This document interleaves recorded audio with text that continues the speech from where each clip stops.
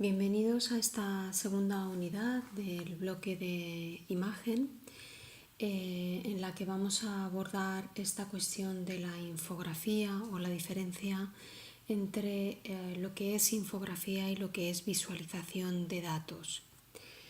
Estamos, como decía, dentro del bloque imagen. Los objetivos generales de este bloque son revisar los contenidos teóricos y prácticos de la fotografía digital, distinguir los elementos necesarios para el desarrollo de un proyecto fotográfico y desarrollar una propuesta fotográfica. Entre las competencias que vamos a abordar en esta sesión destacaríamos la habilidad en el manejo de recursos informáticos en la creación artística, la habilidad para el desarrollo de proyectos audiovisuales y multimedia, la habilidad para el desarrollo de proyectos creativos en el ámbito de la fotografía y la capacidad para aplicar técnicas y procesos fotográficos a la creación artística.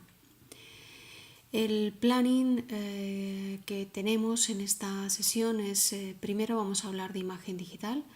Vamos sobre todo a ver cuál es la diferencia entre infografía y visualización de datos y cómo se puede sacar partido a la imagen fotográfica trabajando con ella en este sentido como infografía o como base para una visualización. Y después vamos a continuar con una práctica, la práctica que ya habíamos iniciado anteriormente y que es la práctica de la panografía subjetiva de Bellas Artes.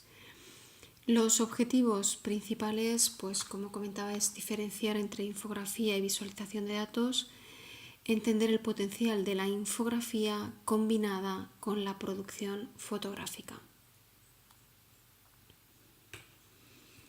Y bueno, podríamos empezar diciendo que la principal diferencia entre la infografía y la visualización de datos es que la infografía pone el énfasis en la narrativa. Una infografía, podríamos decir, es como un ensayo visual. La visualización de datos es la exploración de datos siguiendo una serie de parámetros. Ahora veremos un ejemplo. Vamos a entrar en un ejemplo, pero antes de abordar con imágenes lo que es visualización de datos, me gustaría que repasásemos algunos términos que a estas alturas deben estar claros. Se refieren a la diferencia, por ejemplo, entre imagen digital, imagen numérica, imagen vectorial, imagen matricial. ¿Cuál es la diferencia entre estos términos? Normalmente esta es una pregunta que abordamos en clase y bueno, es una pregunta que a menudo hace emerger pues una confusión que hay entre estos diferentes términos. Podemos decir que la imagen digital, la imagen numérica, imagen vectorial, imagen matricial son todas imágenes digitales. Imagen digital e imagen numérica son dos términos que son ambivalentes, se pueden utilizar indistintamente. Sí es cierto que imagen numérica es un término que ahora mismo se utiliza menos, pero por ejemplo entre imagen vectorial e imagen digital, a pesar de que ambas son imágenes digitales, la imagen vectorial es una imagen que, siendo digital, está formada por objetos geométricos independientes, es decir, segmentos, polígonos, arcos, etc. Cada uno de ellos está definido por distintos atributos matemáticos, de forma que los datos que guarda una imagen vectorial se refieren a la posición, al color, etc. Pero es importante tener claro que una imagen matricial, que es una imagen digital y que también llamamos mapa de bits, es una imagen que está formada por puntos, es decir, por píxeles. Y la información que se guarda en estas imágenes es una información por cada uno de esos puntos. Mientras que cuando hacemos una imagen vectorial o trabajamos con una imagen vectorial, estamos guardando, como decía, objetos geométricos, con lo cual la información que guarda esa imagen se refiere a esos segmentos, esos polígonos, pero no es una información por cada punto. Una imagen vectorial no tiene píxeles. Es importante tener clara esta diferencia. Por ejemplo, una imagen vectorial puede ser una imagen muy grande en dimensión y pesar muy poco, porque en verdad su peso está condicionado por la cantidad de figuras geométricas que la componen, mientras que un mapa de bits, cuanto mayor sea su tamaño, y me refiero a cantidad de píxeles y también a la longitud, mayor tamaño, mayor peso.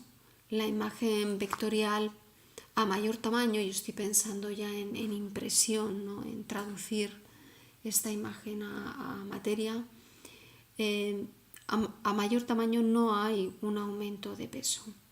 Esa es una gran diferencia. Estábamos hablando de la visualización de datos. Yo quería poner un ejemplo muy claro porque es importante tener en cuenta que un visualizador de datos es un sistema dinámico que nos ofrece una información siguiendo unos parámetros. Por ejemplo, vamos a ver este visualizador de datos que se llama TinEye y he cogido unas capturas porque no voy a salir a la web, pero podéis ver que siguiendo los colores que elegimos, el porcentaje o proporción del color que elegimos y siguiendo unas etiquetas que pueden referirse, pues en este caso, por ejemplo, a flower, no hay ninguno, pero si pongo shoes, de repente pues habría zapatos en vez de flores. Siguiendo estos parámetros, el navegador me va a ofrecer una serie de imágenes que tiene bien guardadas en una base de datos o, por ejemplo, en el caso de TinEye, está tirando de las bases de datos de otros buscadores, ¿no? Entonces, no olvidemos, la infografía enfatiza la narración, es decir, es una narrativa, mientras que un visualizador de datos no está generando un hilo narrativo, no de manera intencionada, simplemente nos va a ofrecer un conjunto de elementos que responden a una serie de parámetros comunes. Entonces, podríamos hablar de la creación gráfica, artística, como una especie de arte funcional.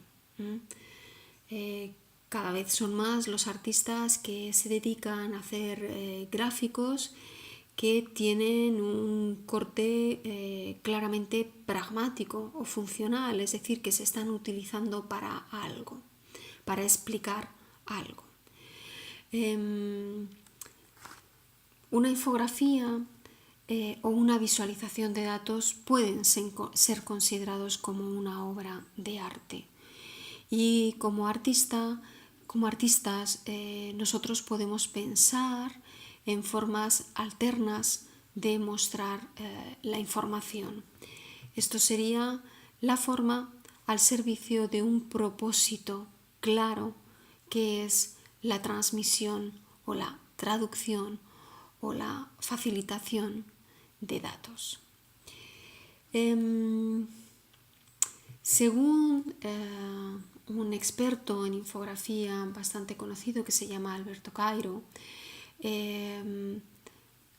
hacer una infografía es como modelar el material bruto y darle sentido. Lo que hace Cairo es que compara este material raw, ¿no? Con un bloque de mármol, y él dice, de la misma manera que un artista puede proyectar una figura en un bloque de mármol y puede tallarlo y puede sacarla fuera, podemos pensar de la misma manera los datos. Los datos son un material bruto, pero a través de la forma y a través del trabajo de esos datos podemos conseguir que tomen una forma entendible, ¿no? Que podamos reconocer. Entonces, en esta unidad vamos a ver un poco también cómo se puede generar un maridaje, ¿no? Entre la información y la materia fotográfica, ¿no? Y la creación fotográfica, con la idea de, como estaba diciendo antes, darle una forma. Cuando pensamos en infografías, en dar forma a un material que es una información que está en estado bruto, es importante tener en cuenta que tenemos que fijarnos en cuál es la audiencia potencial, es decir, lo que se llama target. No es lo mismo hacer un gráfico para un grupo de chavales y chavalas de 10 años que hacer un gráfico para un grupo de jóvenes de 27, 30 años. No utilizaremos los mismos gráficos, no utilizaremos el mismo volumen de información, no utilizaremos la misma terminología. Es importante desde un principio saber cuál es nuestro target.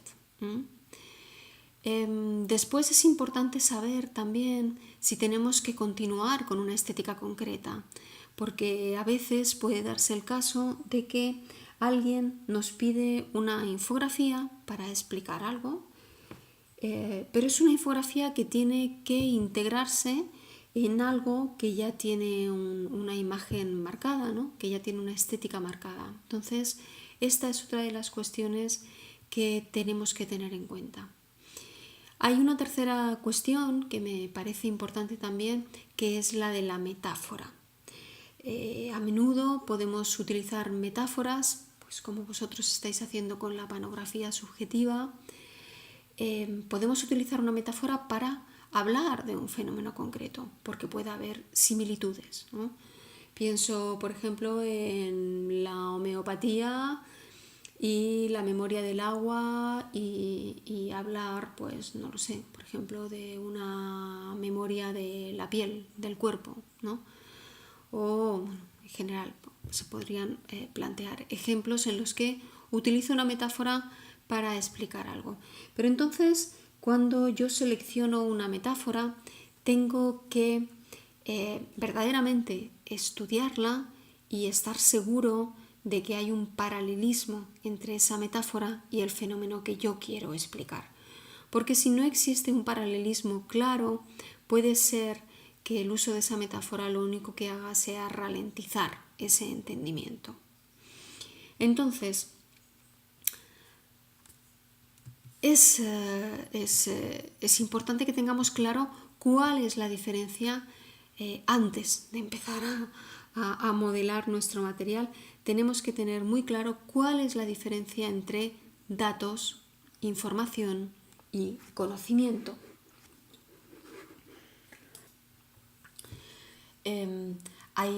Podemos verlo a través de un ejemplo. Los datos de la capa de ozono o del agujero de la capa de ozono siempre han sido públicos. La NASA los hizo públicos prácticamente desde el principio, y yo visualicé esos datos, que eran un listado enorme de números, pero a pesar de que eran los datos reales del estado de ese agujero en la capa de ozono, yo no podía entender absolutamente nada de lo que veía. Para mí eran una masa de números que no significaban absolutamente nada, eran datos. En el momento en el que empecé, o en aquel momento que empecé a trabajar con un programador que tradujo esos datos numéricos a una modelización cromática, entonces yo pude ver la modelización y pude entender las dimensiones de ese agujero. Es decir, los datos numéricos se convirtieron en información porque yo era capaz de entender esos datos. Y una vez que entendí esos datos, integré dentro de mí ese conocimiento que aún recuerdo, aún lo llevo conmigo. Entonces, veis cómo los datos es una información que no entendemos. Necesitamos interpretarlos para que se conviertan para nosotros en información, porque información es algo que nosotros sí podemos procesar porque lo entendemos. El conocimiento es aquello que vamos a asimilar, aquello que, porque nos interesa, porque creemos que es importantísimo, aquello que vamos a llevarnos, por decirlo de alguna manera, con nosotros. Podríamos decir así que el conocimiento es algo que está dentro de las personas, mientras que los datos y la información pertenecen al mundo. Hay un sitio web que es muy conocido, es un sitio web que ya hace años empezó a crear, y a alimentar, nutrir sobre todo, un experto en cartografías dinámicas que es Manuel Lima, que empezó a hacer su tesis doctoral sobre este tema de las cartografías dinámicas y al final se juntó con tanto material que decidió hacer un sitio web que funcionase un poco como repositorio de todos estos proyectos y que se llama visualcomplexity.com, que podéis encontrar como enlace dentro de los recursos. Yo os animo, no voy a entrar aquí en Visual Complexity, sí que es una tarea que tenéis que hacer vosotros, porque en Visual Complexity, al margen de que podáis ver algunas visualizaciones de datos y no dejen de ser datos para vosotros, es decir, que no lleguen a interpretar para vosotros y convertirlo, ¿no?, en información, sí que es interesante, diría, aunque solamente sea por una cuestión plástica. Es que muchas de las modelizaciones que podemos ver en Visual Complexity, que como decía es un repositorio de proyectos desde hace muchísimos años de diferentes artistas, colectivos y especialistas en gráfica digital y otros, aunque solamente sea por ver el aspecto visual de todas estas modelizaciones, es algo importante, ¿no?, que debéis hacer. Yo creo que es una tarea que tenéis que hacer. Entonces os animo a que vayáis a Visual Complexity. Fijaos que hay un listado con temas, pero los temas no se refieren a, por ejemplo, arte, no se refiere a que sean obras de arte, se refieren a que los contenidos que están modelizados, ¿no?, o que están accesibles a través de esos sistemas de navegación o de visualización, esos contenidos son de arte. O se pone biología, pues son contenidos de biología, o se pone literatura, pues son contenidos de literatura. Yo os animo a que echéis un vistazo al enlace y veáis algunos de los proyectos. Esto, Visual Complexity, como digo, son sistemas de visualización de datos complejos. Esto que tenemos ahora mismo en pantalla es una infografía. Fijaos que las infografías se utilizan de una manera más narrativa, como decía, las infografías son narraciones donde las imágenes están de manera muy clara al servicio del texto o de la historia o del fenómeno que tenemos que explicar. Lo que vemos en pantalla es una infografía que explica el guión de la película El ladrón de orquídeas, que es una película de Spike Jonze. Y bueno, el guionista de esta película es Charlie Kaufman, que bueno, es un guionista muy muy conocido. Y fijaos, estamos ante un guión cuya complejidad exige que haya una explicación, no solamente de texto, sino también una explicación que esté apoyada con gráficos. La infografía facilita el entendimiento y por lo tanto la infografía es una herramienta que utilizamos para resolver la comprensión de un fenómeno que es complejo. Por ejemplo, vamos a ver en esta cuestión de cuánto viven los animales, podemos ver claramente cómo el hecho de acompañar esta información con un gráfico nos hace entender enseguida, de un golpe de vista, proporcionalmente cuál es la longevidad de ciertos animales. Sabéis aquí que desde el primer animal que aparecía en el listado, ¿no?, que es una rata o un ratón, hasta la tortuga, que es lo que vemos al final, pues hay bastantes líneas, y desde luego esta imagen que nos muestra el todo nos ayuda muchísimo a entender. Ya no necesitamos datos, podemos tener, simplemente mirando la imagen, una información proporcional de la longevidad de esos animales que están representados. Vamos a ver ahora un vídeo de unos 4 minutos donde nos van a explicar igualmente un fenómeno complejo con el apoyo de una visualización de datos, y vamos a seguir hablando de esta diferencia entre infografía y visualización después de ver esta presentación.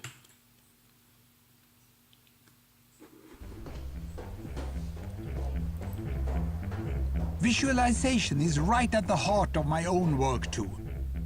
I teach global health. And I know having the data is not enough. I have to show it in ways people both enjoy and understand. Now, I'm going to try something I've never done before. Animating the data in real space, with a bit of technical assistance from the crew. So, here we go. First, an axis for health. Life expectancy, from 25 years to 75 years. And down here, an axis for wealth, income per person, $400,000, $4,000, and $40,000. So down here is poor and sick, and up here is rich and healthy. Now, I'm going to show you the world 200 years ago, in 1810. Here come all the countries. Europe brown, Asia red, Middle East green, Africa south of Sahara blue, and the Americas yellow. And the size of the country bubbles show the size of the population. And in 1810, it was pretty crowded down there, wasn't it? All countries were sick and poor. Life expectancy were below 40 in all countries. And only UK and the Netherlands were slightly better off, but not much. And now, why start the world? The Industrial Revolution makes countries in Europe and elsewhere move away from the rest. But the colonized countries in Asia and Africa, they are stuck down there. And eventually, the Western countries get healthier and healthier. And now we slow down to show the impact of the First World War and the Spanish flu epidemic. What a catastrophe! And now I speed up through the 1920s and the 1930s. And in spite of the Great Depression, Western countries forge on towards greater wealth and health. Japan and some others try to follow, but most countries stay down here. Now, after the tragedies of the Second World War, we stop a bit to look at the world in 1948. 1948 was a great year. The war was over, Sweden topped the medal table at the Winter Olympics, and I was born. But the differences between the countries of the world was wider than ever. United States was in the front, Japan was catching up, Brazil was way behind. Iran was getting a little richer from oil, but still had short lives. And the Asian giants, China, India, Pakistan, Bangladesh, and Indonesia, they were still poor and sick down here. But look what is about to happen. Here we go again. In my lifetime, former colonies gained independence, and then finally they started to get healthier and healthier and healthier. And in the 1970s, then countries in Asia and Latin America started to catch up with the Western countries. They became the emerging economies. Some in Africa follows. Some Africans were stuck in civil war and others hit by HIV. And now we can see the world today in the most up-to-date statistics. Most people today live in the middle, but there are huge differences at the same time between the best of countries and the worst of countries. And there are also huge inequalities within countries. These bubbles show country averages, but I can split them. Take China, I can split it into provinces. There goes Shanghai. It has the same wealth and health as Italy today. And there is the poor inland province Guizhou. It is like Pakistan. And if I split it further, the rural parts are like Ghana in Africa. And yet, despite the enormous disparities today, we have seen 200 years of remarkable progress. That huge historical gap between the West and the rest is now closing. We have become an entirely new converging world. And I see a clear trend into the future. With aid, trade, green technology and peace, it's fully possible that everyone can make it to the healthy, wealthy corner. Well, what you just seen in the last few minutes is a story of 200 countries shown over 200 years and beyond. It involved plotting of 120,000 numbers. Pretty neat, huh? Entonces, veis que durante la presentación él utiliza un sistema de visualización de datos, pero que está acompañando con un hilo narrativo, porque él nos está explicando pues, el efecto de las guerras directamente en los países, o por ejemplo en esta segunda parte, como China, si de repente los separa en países, pues hay unos países que se van abajo del todo y otros que se ponen en cabeza.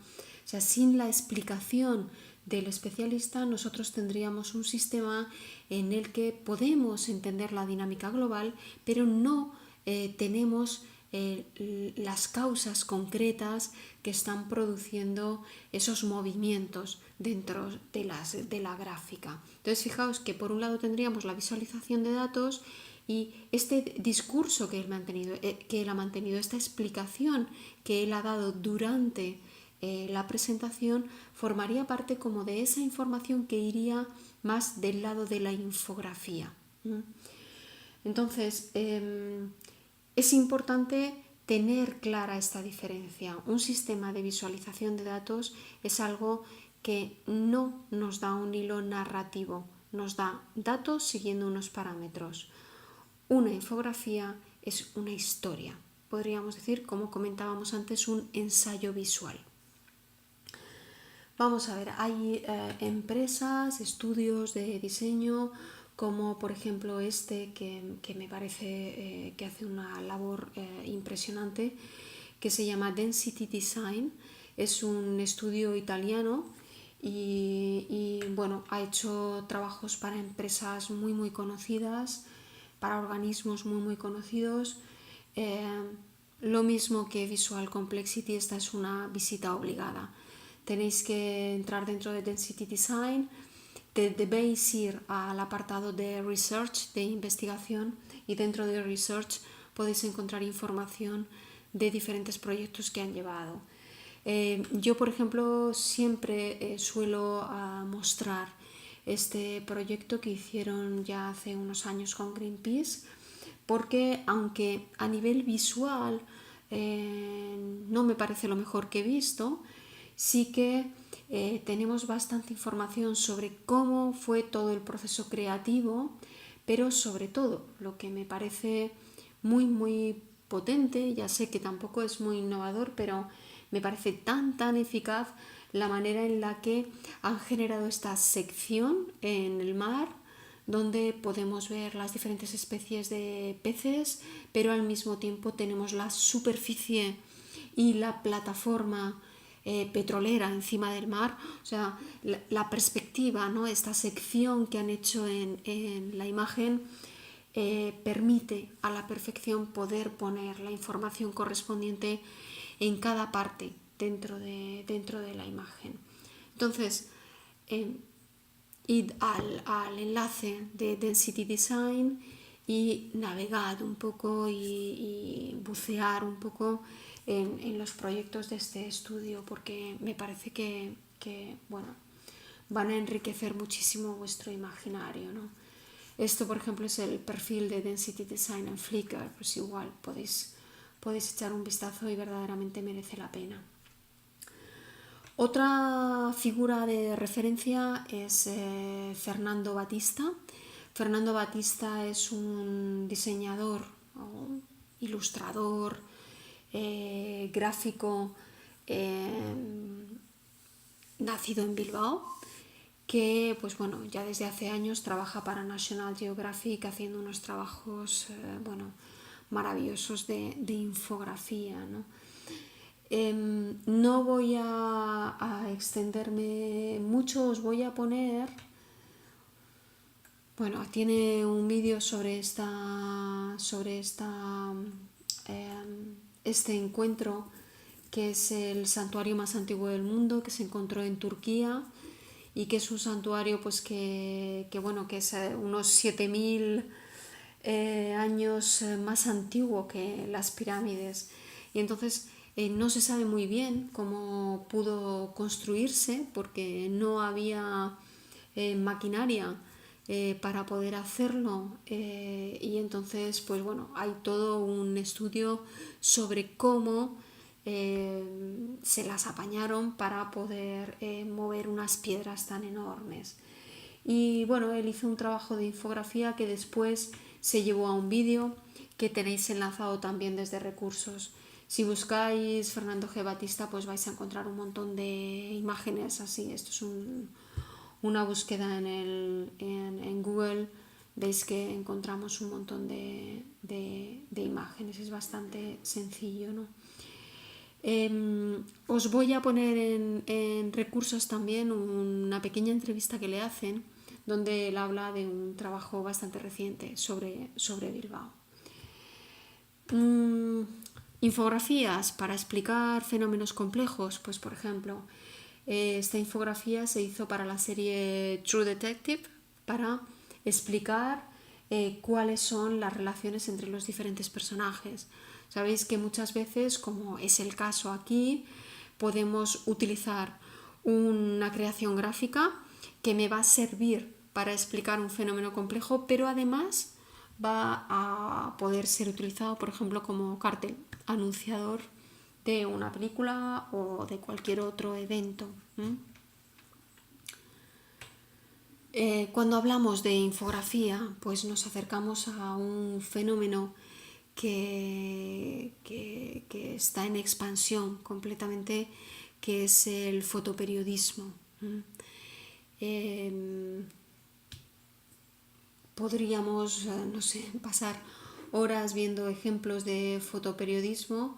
Yo he puesto aquí algunos ejemplos, pero bueno, como os comentaba, con las infografías voy a poner los enlaces y tendréis, ¿no?, que dedicar un tiempo a revisar ese material.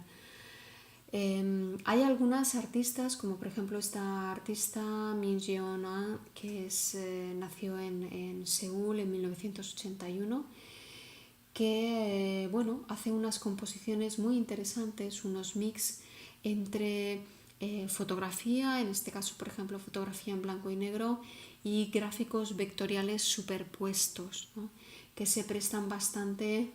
Trabaja mucho sobre el cuerpo, ¿no?, el cuerpo como territorio, el cuerpo también como superficie desde la que contar. Y bueno, os he puesto también el enlace para que echéis un vistazo. Pero bueno, lo importante es que entendáis que los gráficos son una herramienta, pero tal cual, de una manera literal. Expanden nuestras capacidades y nuestras habilidades y nos permiten ver más allá de lo que normalmente vemos, de la misma manera que un martillo a una persona puede hacer que sea más fuerte, ¿no? Entonces, cuando modelamos, cuando intentamos convertir un material bruto en una información entendible, pues tenemos que tener en cuenta que es fundamental sintetizar, es fundamental organizar y es fundamental situar también. El gráfico tiene que contar con una información que previamente ha sido tratada, es decir, no se trata de volcar cuanto más texto mejor, pues como os podéis imaginar lo que necesitamos es información clave. Esa información tiene que estar ordenada, pero no ordenada para que visualmente haya un equilibrio, sino ordenada para que ese hilo que vamos a seguir, para que esa narración tenga sentido. Es decir, no quiero saber los detalles antes que las líneas generales de lo que me estáis contando a través de esa imagen con texto, a través de esa infografía. Entonces, vamos a sintetizar, organizar y situar en la imagen esa información que nos va a ayudar a generar sentido. Que nos va a ayudar a generar sentido. Es decir, vamos a tener una información porque los datos tienen que convertirse, tienen que traducirse, interpretarse para que sean información, y vamos a jugar también con la emoción para generar estos infográficos, ¿vale? Estas infografías. Vamos a ver algunos ejemplos. Vamos a ver algunos ejemplos para que podáis ver vosotros mismos, vosotras, que hay cosas que funcionan y hay otras cosas que no funcionan, ¿no? Por ejemplo, esta infografía es acerca del mercado de armas en el mundo, y como podéis ver, pues para empezar han utilizado una imagen de fondo que es una imagen de armas sobre la que superponen la información, y aquí yo creo que ya tenemos algo que decir, y es que, por ejemplo, el texto en rojo no tiene una fácil lectura sobre esa imagen. Entonces, no debemos perder nunca de vista que la imagen en una infografía siempre está al servicio de la información, con lo cual esta imagen de fondo, por ejemplo, estaría siendo más un lastre que otra cosa, ¿no?, dentro de esta infografía. Hay otros detalles, como por ejemplo lo que pasa aquí, es que están hablando de cifras, de dinero que se gasta per cápita por persona, pero fijaos en la reiteración de este cuerpo que se repite y que se va haciendo cada vez más pequeño. Y pensad si es la mejor manera de hablar de dinero per cápita, porque esa reiteración, os vuelvo a mostrar un poco la imagen global, al final fatiga muchísimo. Creo que los gráficos de este tipo, que tienen que explicar información compleja, no pueden ser gráficos que tengan tanto ruido de fondo como ocurre aquí, porque cuando uno llega a esta doble página o a esta página, fundamentalmente lo que siente son ganas de echar a correr, y una infografía tiene que ser una imagen que te seduzca, pero además tiene que ser una imagen agradable, que te trata bien y que te explica bien algo, ¿no? Entonces, bueno, es un ejemplo que estoy segura de que si estuviésemos juntos comentándola, pues enseguida estaríamos de acuerdo en que se puede mejorar en muchos aspectos. Esta otra infografía hace uso de algunos elementos que son bastante tradicionales. Estos elementos que son los gráficos de barritas, los gráficos de quesitos, aquí no aparecen, pero bueno, podrían aparecer porque están un poco en esta línea. Y entonces es más funcional, por ejemplo, entendemos bien de dónde en Europa están saliendo esos puntos, ¿no? El gráfico habla del reparto del poder, pero bueno, no vamos a decir que es una imagen que enseguida te invite, ¿no?, a ser leída, sino que sí puede darte una imagen global del fenómeno, pero también podríamos decir que seguramente, porque lo he hecho ya con compañeros vuestros, pues hay muchas cuestiones dentro de esta imagen que podrían mejorarse para convertirla en una imagen más atractiva, pero también para convertirla en una imagen que explique de manera más sencilla lo que está explicando. Y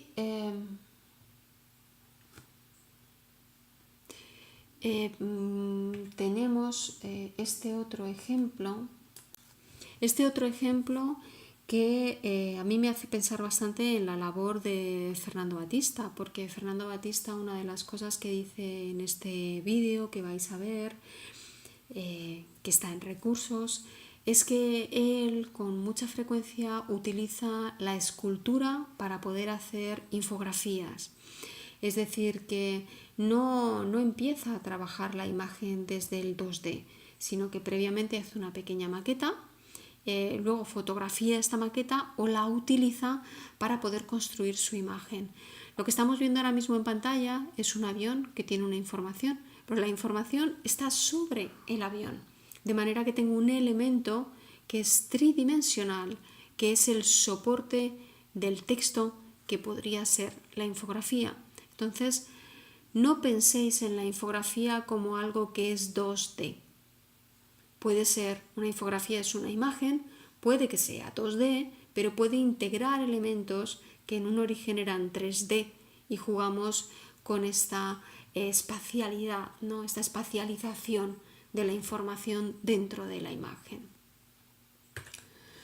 Otro ejemplo que creo que esclarece bastante esta idea de la infografía es esta noticia que salió pues ya hace unos años de un desafortunado caso de asesinato en, pues como pone, la España profunda, y entonces creo que es una infografía que funciona bastante bien porque el hilo narrativo está situado de manera muy clara. Vamos desde la esquina izquierda superior hasta, como podéis ver, los inculpados en el banquillo abajo a la derecha.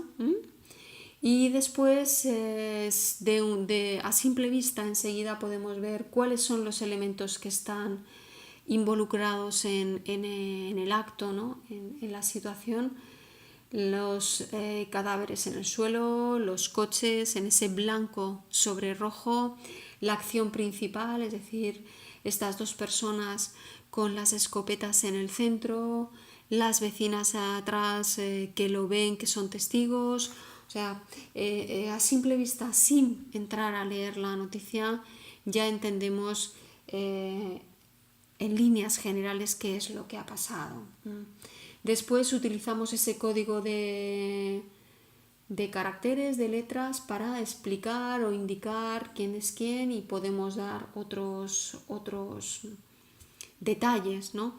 Pero como comentaba, simplemente al ver esta imagen tú ya sabes qué es lo que ha pasado. O sea, podrías saber rápidamente cuántos muertos ha habido, ¿no?, o cuántos asesinos había, ¿no? Y bueno, aquí tenemos otro caso, es otra catástrofe, es un accidente de avión y bueno, fijaos por ejemplo en el gráfico de la derecha, también hay una reiteración, es una repetición, pero funciona mucho mejor que el otro gráfico que hemos visto acerca del armamento, y veis que la representación de los pasajeros, esta que tenemos aquí, pues los pasajeros que resultaron ilesos están en gris, los pasajeros que murieron están en rojo, ¿no?